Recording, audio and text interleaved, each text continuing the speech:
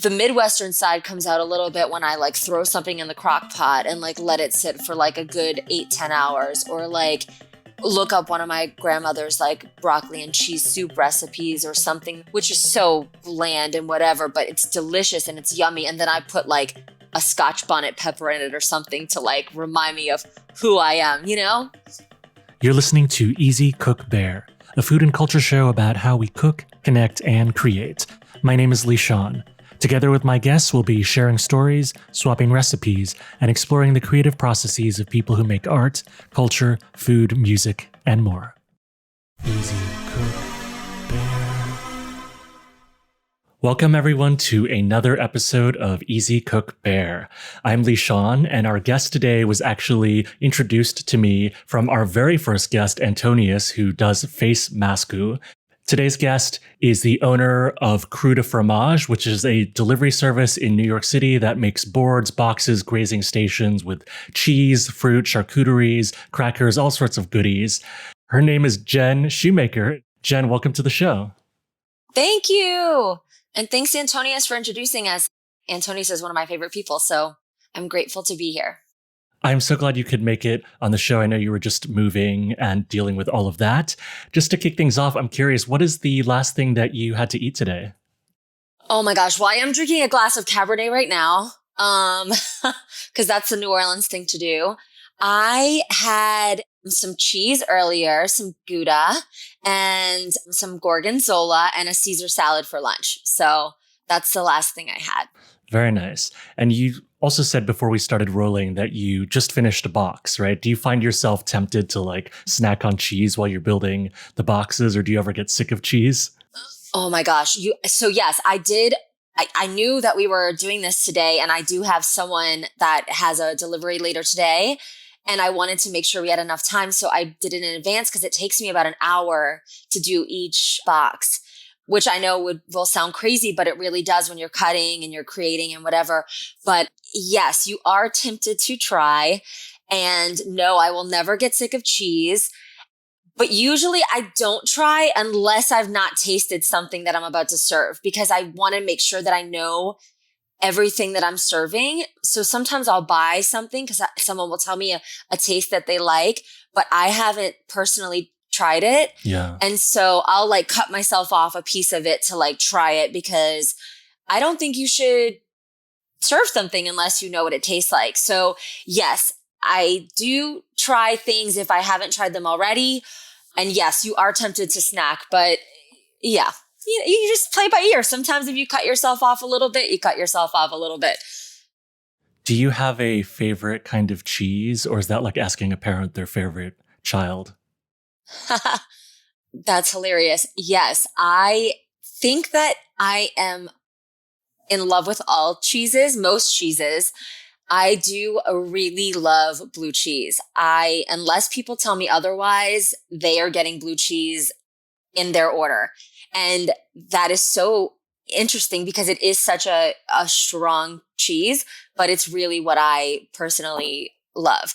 But I do love all cheeses, and that's why I'm making cheese boards and boxes and things. That's awesome. Let's get a little bit into the backstory of Krewe de Fromage. So first, let's talk about the name. So it's Krewe, Krewe, which is a New Orleans reference, right? Yeah. So I am from New Orleans. I live in New York. I left New Orleans after Katrina, like many people did. A crew is kind of like a social organization. It's the same as a crew, a CREW.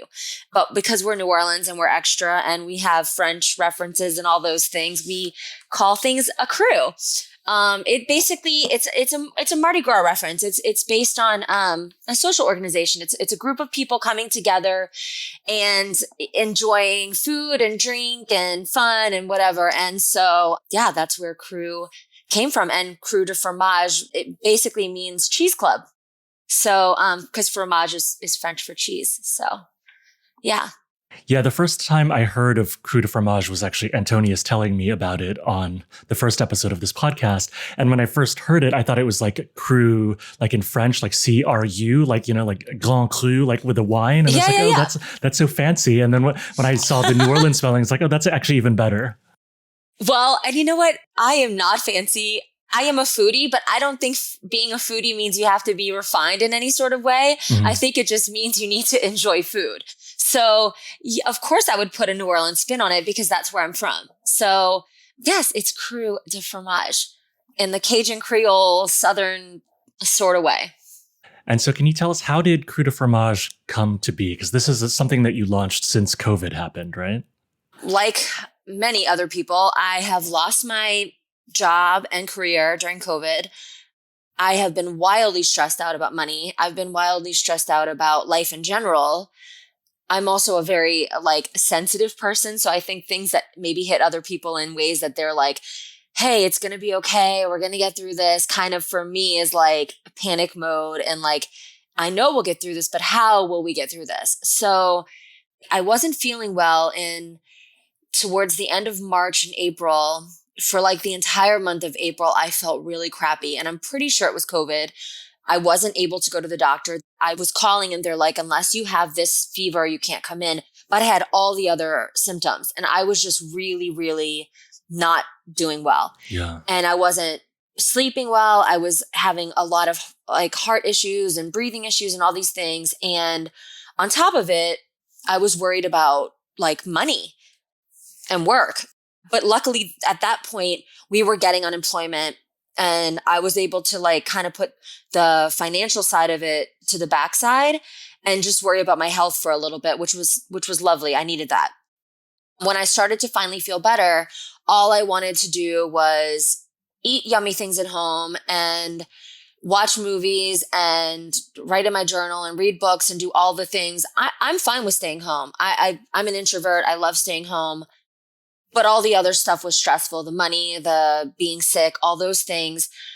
When things started to really hit the fan with the government not stepping back up to help us with unemployment and so many people in the entertainment world and hospitality industry and all these things not being able to just physically survive, is when I started to like maybe think like, okay, maybe I need to go home to New Orleans where at least I have a couple family members that I love and care about and I could maybe start a business, or I don't know what I'm going to do. Like I've got to start thinking about something.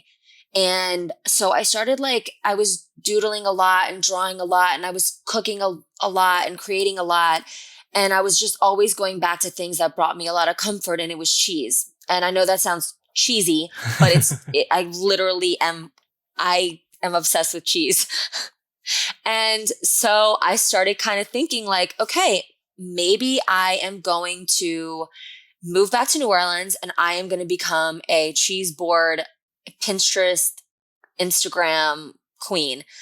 Not having any experience with this, just liking doing it and being someone that event plans and entertains. And so I started kind of doing this in the back of my mind. And then for whatever reason, Chrissy Teigen, she's like a food person, and she did this contest. Her company's called Cravings, and the contest was for like best cheese board. And so I was like, you know what? I could do this. I have some ideas for some cheese boards. So I created a cheese board that said vote and a cheese board that said Joe, as in like Joe Biden 2020, and just intricate cheese boards, whatever. And I think like 6,000 people or so applied, and I ended up making it to the top 10. Oh, wow. Yeah, with my vote board.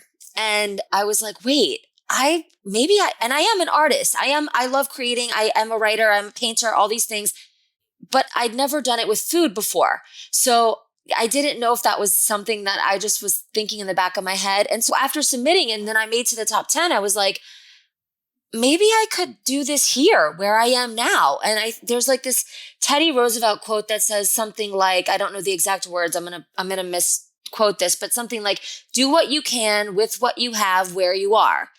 And I was broke. The government totally left us out. I'm getting $150 a week from unemployment. I'm living in New York City, the most expensive place in the country. And I have to create something out of nothing or I'm going to be living on the streets. Yeah. And so I was like, you know what? This idea that I'm kind of thinking about taking to New Orleans, I'm just going to have to do it here. And I just wrote about it on Facebook, and I have this thing. Anytime I send an email or send something that can't be taken back, words can maybe be taken back. Not really, but like they're not on tape, right? Like, when you're writing something, it's like it's out there. Yeah. Every time I send an email or something, I say like to the universe, like, okay, this is going out and I hope it's received with the intention that I'm putting it out there.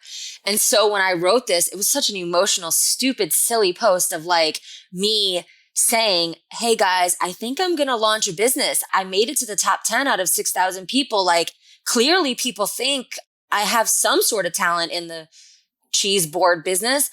Guys, please, do you accept this? And if you do, say yes and support me. And it was pretty overwhelming and loving support. So here we are, Krewe de Fromage. That's wonderful. And so I've seen your Instagram page and you have a homepage now set up as well. Can you tell us a little bit about how you do all of this, starting a business online in 2020? Like, is it mostly driven by Instagram or word of mouth, or how does it work these days to just start something up? I mean, I have to be honest. I am the most disorganized person in the world. It's just, it does not come to me naturally. I could walk into a room and not remember the color of the walls and they could be bright green. It doesn't come to me very naturally, but the ideas and stuff do. And so the forming of the business has been rather difficult for me because like people are like, oh, I need to see your website. I'm like, oh shit, like my website does not look good. It's not there. And I do have someone creating it, but I also, on the back end of it, I have a lot of work to do to give them the pictures and all these things. It's sort of right now word of mouth and a lot of people ordering and then reordering because they like what they're receiving. But I know if I want to keep this going at the pace that it's going, I have to really get on board on the organization side. And I'm trying. Oh my God. It's not easy for someone that's truly just creative and not on the business side. So I'm trying my best. I'm getting there. It's coming. And what is your process for each individual box? Like, do you have a menu that you offer, or is it more like a bespoke cheese box type service? Yeah. So basically, listen, it would be if every single person told me exactly the cheeses they wanted and exactly the meats that they wanted and the fruits, I'd have to charge $1 million. I'm trying to make these affordable boxes. It's more about the experience and the creativity of it and the look of it and the taste of it over we're not ordering from a restaurant. You're ordering an experience. So I do ask people if they have allergies or mega dislikes. And with what I mean is like, do you not want something on here? Because if you don't want something on here, tell me, because you might get it on there. But I don't believe in food waste. So I try my best to figure out what I'm doing for the week and see how much I can like get food together so that none of it, like if I get a bunch of stuff and then no one orders from me for a whole week, I don't want to have to throw strawberries out or whatever out, so I hope people trust me enough that I will make something very special for them. And everything I do really does. I truly do care. Like when I send something out and it doesn't make me feel perfect, which most of the time it doesn't because I'm creating food art, which is an unattainable idea. Yeah. I literally like every time that it goes out, I do the same thing that I do with my emails. Oh my God, I hope they get the intention that this is exactly how I want it to be, because I don't always feel like everything is perfect, but I'm trying to do it the best with what I can and what I have and how we can sustainably create fun things and community without wasting and also making people smile and also liking their taste. Like, yeah, if someone tells me, I had on Thanksgiving, I was busy and this one person literally sent me like, I'm not joking, like maybe 11 things that they didn't want and nothing that they did. And it was just like, oh. But I just like took a deep breath and I was like, you know what? I am grateful for this order. I have no complaints. I am going to make it as wholefully and heartfully as I can. And I did. And I think they enjoyed it. They sent me an email saying that was so special and so sweet and it made my day. So yeah. That's wonderful. Yeah, I think with design and creativity, we often flourish in constraints. It's both frustrating and flourishing when we have these constraints that we can work around or through. You mentioned earlier that you were bringing your experience in art and channeling that into food. So I'm curious to explore that some more about how you bring in some of your visual art sensibility or techniques into food, and also maybe vice versa, like how the food stuff is going and influencing your art making. I mean, I will say this. I am like dreaming about cheese and meat and stuff all the time. And I'm researching it all the time because I want to know what looks good together, what tastes good together, what feels good when we eat it or when we consume it, and how can I support locally and how can I take care of my fellow people in the industry? How can I take care of my neighbors? Like, so those are the main like aspects of like, I think being an artist in general is someone that like constantly thinks of those things. And if you're thinking of them, like that's what makes good art, right? Is because you're constantly thinking, how is this making something better in the world that's lasting for the world, whatever, even if it's just food that people are eating and consuming and it's going to be gone tomorrow, whatever. I didn't know, in March of this year that I was going to be a food artist. That's such a silly phrase to me. I don't even think I am now, but does it feel good when people say to me like, oh my gosh, what a work of art. Yes, thank you so much, because I am putting all of my energy and good thoughts into what I would normally put into like writing something or painting something. I'm putting into creating a box for you or a grazing station or whatever. The process is much the same as what I would be doing if I was doing anything else. I turn on the music I love, or I turn on a podcast I love. I sit down and I say, these are the colors that I think would go good together, or these are the things that I would like because it's seasonal and I think I can get this seasonally for this person. I don't know if people consuming it see that, and they probably don't see it in art in general, right? But that's what I do. Yeah, I think this is a theme that comes up a lot in art and creativity, where it's almost like an iceberg, right? There's like all of the stuff, all the work that happens behind the scenes, and then there's the stuff that you see above the surface of the water. And in your case, you have these beautiful Instagrammed images and the boxes themselves. And then there's all of this process behind it, which is something that we try to explore in this podcast. Can you tell us a little bit more about your culinary heritage? So you said you grew up in New Orleans, but what kind of food did you grow up with as a child? What were the things that your family cooked and that you ate? Yeah, I'd love to learn more about that. Yeah, so I did grow up in New Orleans, but both of my parents are from the Midwest. My dad and my mom are from Kansas. My dad remarried when I was like 8 to a woman from Jamaica she was only 13 years older than me, but she raised me, and we're still currently best friends. And I grew up with her heritage as my heritage on top of living in New Orleans, growing up with New Orleans, but not having New Orleans parents, which is a very unique experience. It's not a unique experience today because since Katrina, a lot of New Orleans is blended so much more than it was before Katrina. Before Katrina, it's like, who's your family? Where'd you grow up? What high school do you go to? New Orleans was very that way. But now since Katrina and things have changed and people have moved and new people have moved in, the experiences of the culture and even the food is so much different. I wasn't fortunate in the sense to grow up with two parents from New Orleans, raising a New Orleans kid. I was just a New Orleans kid growing up in New Orleans, but I did have the excitement of a Jamaican mom. And so, it's not really a thing in New Orleans. Jamaican culture isn't really, there's others, and New Yorkers have a lot of Jamaicans, and I think Florida has a lot of Jamaicans. New Orleans that's not really a place where Jamaican people decide to go when they move to America. So it was a very unique experience, and I was very blessed to have it. It's definitely affected my taste buds in a very amazing and positive way. So I think that's why cheese is so important to me, is because I'm attracted to comfort. And to me, comfort foods like potatoes and rice and like beans and meats, those are things that came from like my Jamaican side of my family and then also my Midwestern side of my family. So creating cheese was easy for me. Yeah, it's an interesting Venn diagram you could draw with the New Orleans culinary heritage plus Jamaica plus the Midwest. And it's interesting how you've triangulated or found that overlap area in this comforting stuff, right? With the meats and the cheeses and things like that. Were there particular dishes that marked your childhood or that you have fond memories of? Oh my gosh. Yes. Like I love seafood. I love crawfish. I love oysters. I love shrimp. I love everything like that.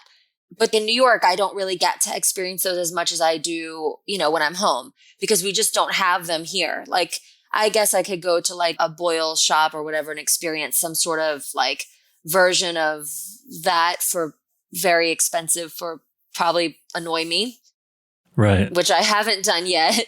But maybe I will if I ever get desperate enough. But I love red beans and rice. I love curried goat. I grew up with every Saturday night sleeping at my Jamaican grandmother, she's my step grandmother. I would sleep at her house and I would just watch her make curried goat and beef patties and like oxtail and rice and peas and like all of these things that like New Orleans people weren't really eating, but unless you had that in your traditions, but they do overlap a little bit, the rice side of it and the curry side of it a little bit and the beans and like, so yeah, those are things that I love. And then for me now as an adult who is busy, the Midwestern side comes out a little bit when I like throw something in the crock pot and like let it sit for like a good 8-10 hours or like look up one of my grandmother's like broccoli and cheese soup recipes or something, which is so bland and whatever, but it's delicious and it's yummy. And then I put like a Scotch bonnet pepper in it or something to like remind me of who I am, Yeah. Yeah. So coming from that heritage and then moving to New York, how did you find it, that transition, both kind of culturally and food-wise? So I went through Hurricane Katrina and then I moved to Austin, Texas. And so in Texas, I had a lot of like Tex-Mex culture and like really authentic tacos and things like that. And then I dated someone with Indian parents for 5 years. So then like I had the Indian side and the Jamaican side. So I started to really like appreciate all different types of food. And then when I came to New York, it's like so easy to get every style of food here, except the ones from my home culture. Like I have yet to find a really good New Orleans restaurant here. Sadly, I've yet to find really good Tex-Mex in New York.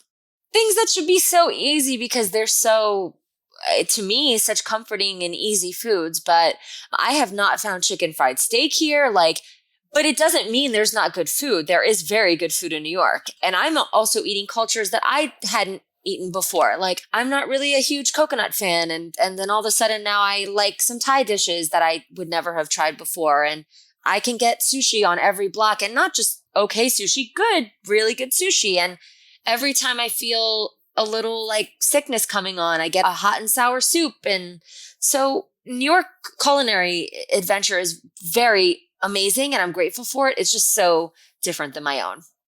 Yeah. What are the things that you cook for yourself, or what was the last thing that you cooked for yourself?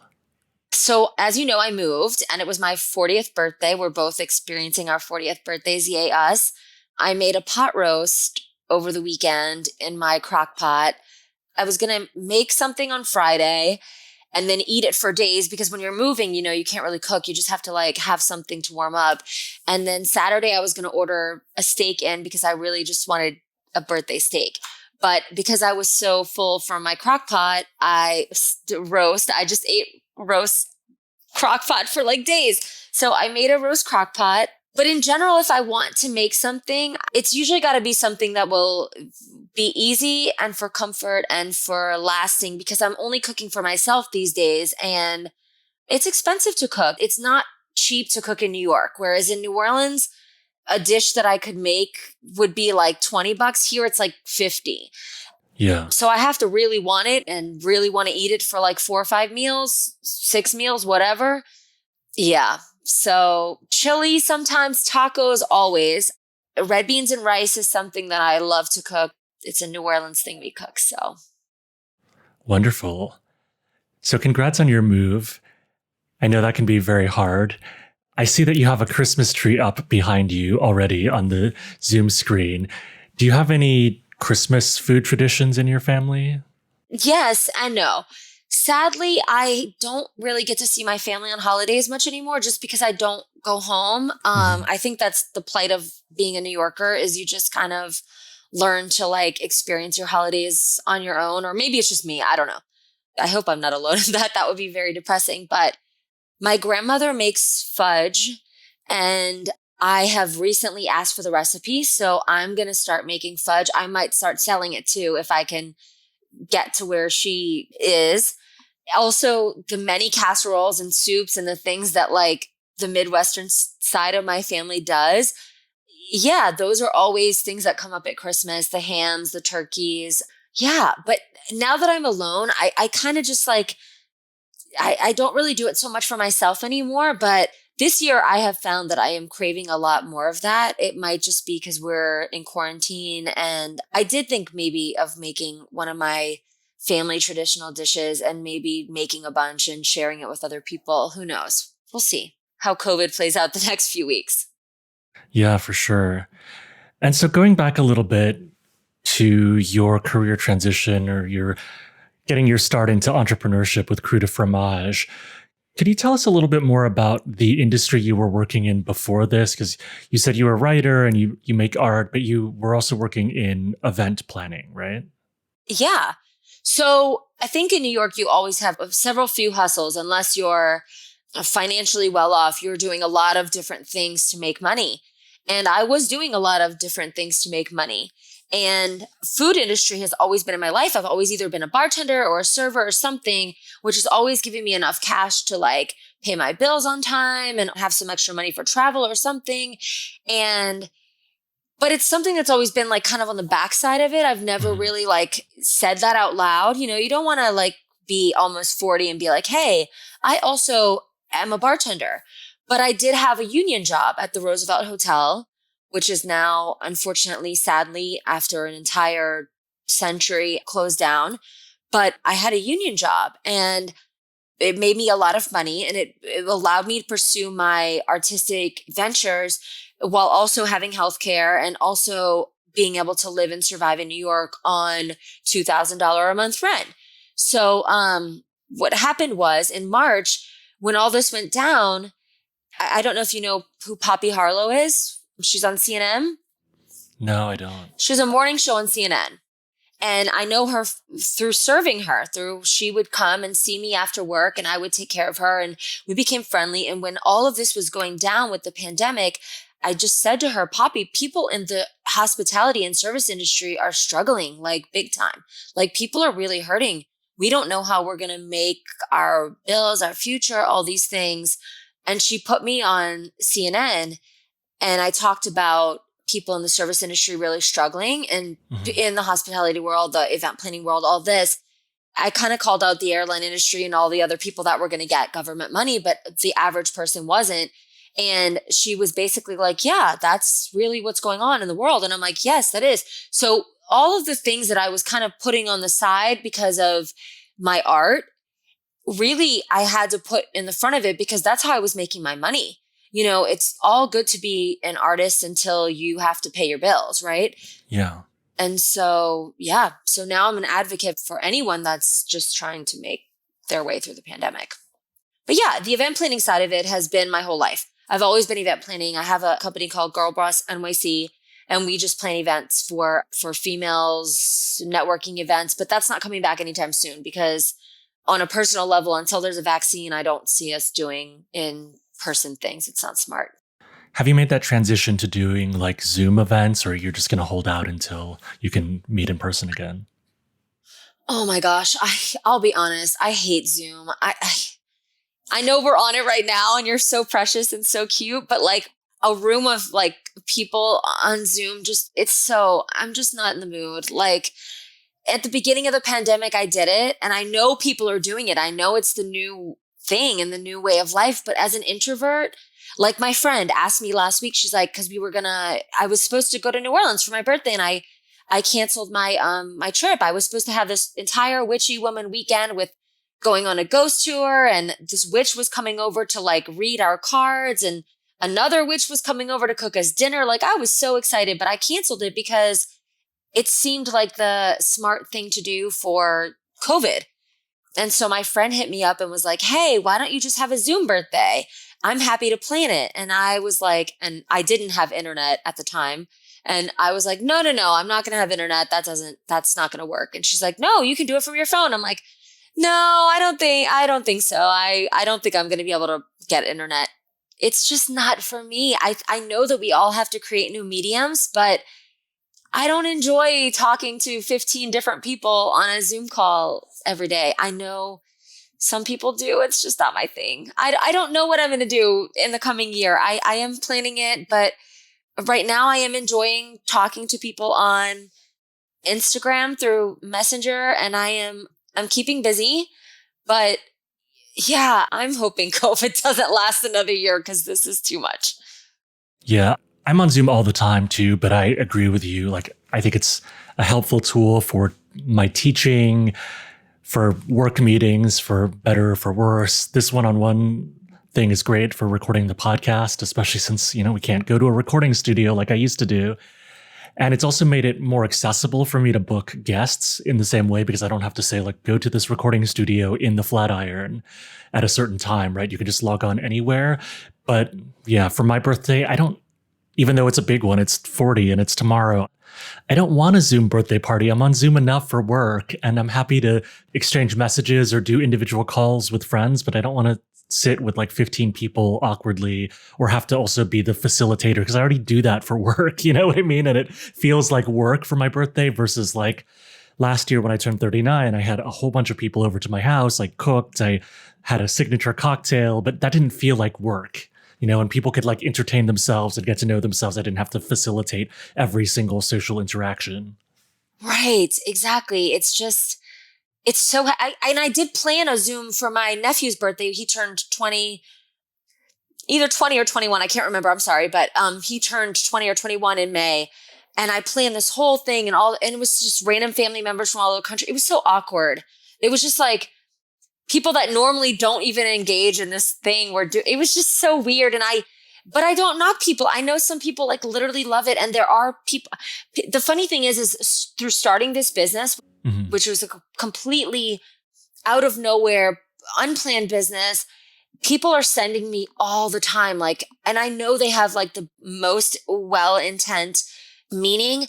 People are sending me all the time, hey, you should create this cheese board. You should do this cheese board and cocktail party online. Like, I don't think people realize how much work it is. What am I going to do? How am I going to get the cheese to everybody and get everybody the same bottle of wine so we can talk about? It's so exhausting on top of all the already exhausting things that we're dealing with COVID and the election and, just life in general. So no, I'm not really going to do this whole Zoom thing. If it grows organically, I'm so grateful and it is growing organically. And sometimes I feel like I could be doing more or working harder, but I think we all have to pace ourselves at a really meet people where they are, man. Like this year, I find myself crying at everything, which is not totally abnormal for me. I'm a very sensitive person, but I am watching really silly videos that would normally people would be like, that's funny. I'm like, no, that's so funny. Or that's so sad. We just have to meet people where they are. And you know what?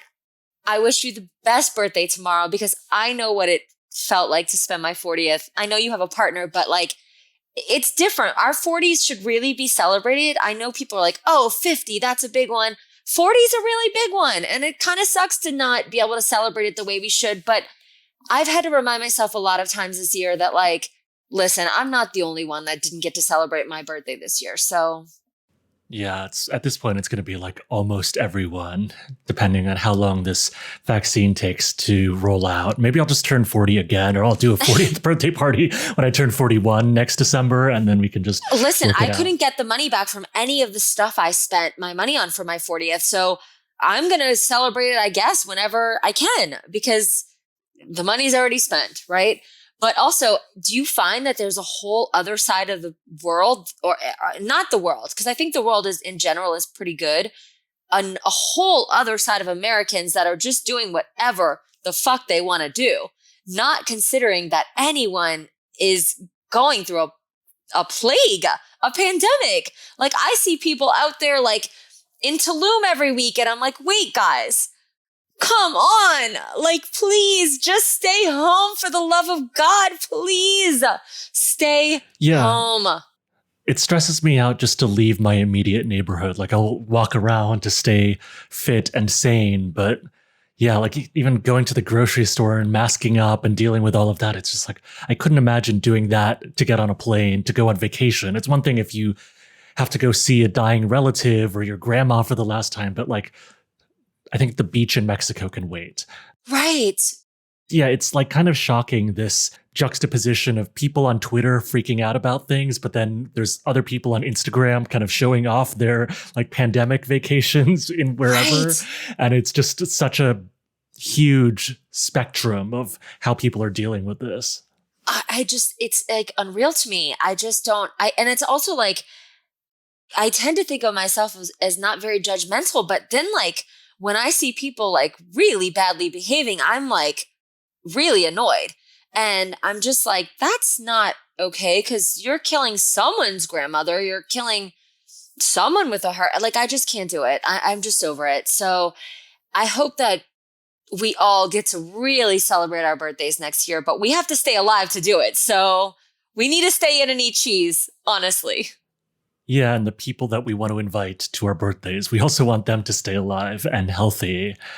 Yeah. Easy Cook Bear. Let's turn the tables and flip the script. I like to have my guests ask me questions, so totally open to whatever you want to ask me. Yes. Okay, so I know you moved out of the city recently. Was it a decision because of a different lifestyle outside of the pace of the city and because of COVID, or what was I hope that's not too personal. I'm just No, not curious. At all. Yeah, happy to talk about it. So pre-COVID, my partner and I were splitting our time between New York and Boston. So I was working in New York and also teach at different universities in the city. And he still is a researcher at MIT and doing a master's program and PhD program there. And so we were kind of going back and forth. And when the pandemic happened and everything went online, like I can teach online, he can research online. It didn't make sense for us to be paying rent in New York and Boston, two of the most expensive cities in the country. And so we were lucky enough that his grandparents have this house out on Long Island. His grandmother's still alive, but she doesn't use the house right now. And so we had the chance to move out here. Is this where you are? Because I love the background. Yeah, so this has become my office/recording studio, but it used to be like a patio that's been covered and enclosed. So it's turned into that. So it's been nice. We basically just gave up our leases in the city and in Boston, and we're just going to hang out here until there's a vaccine or there's a reason for me to, and for him to work in person. But my job said that we're remote indefinitely, even when the world reopens. And we were already going that way pre-COVID. So it's just like, okay, I'm open, but I do miss the city a lot. Yeah.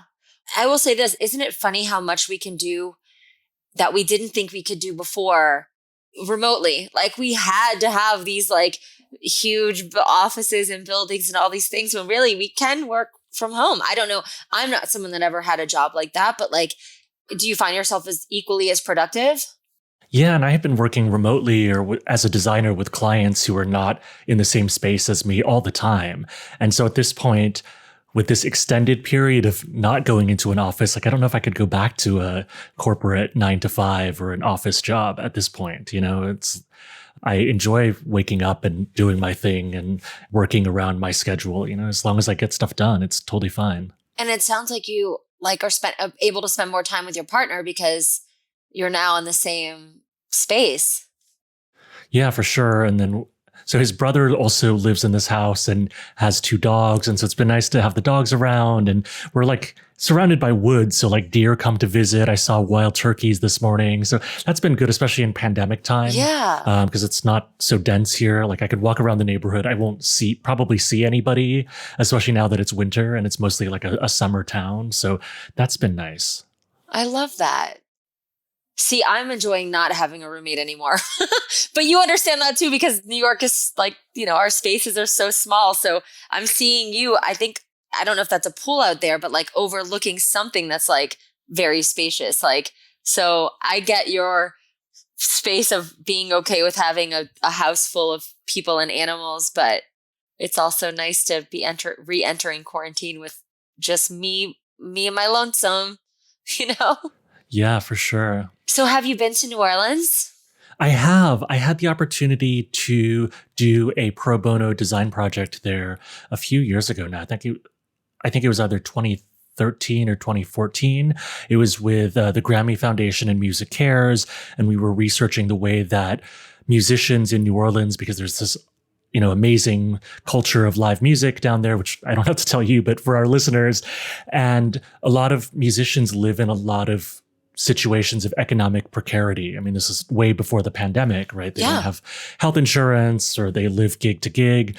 And so we did some design research there. There were some design products that came out of it that were basically an early version of being able to tip a band electronically.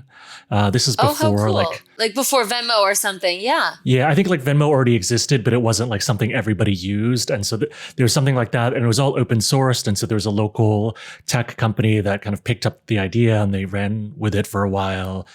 It was amazing. And the food is amazing as well. I miss like things like oyster po' boys and things like that. Yes. Oh my God. I would do anything for a birthday oyster po' boy. Yeah. Oh my gosh. Well, and that's really cool work. Thanks for doing that.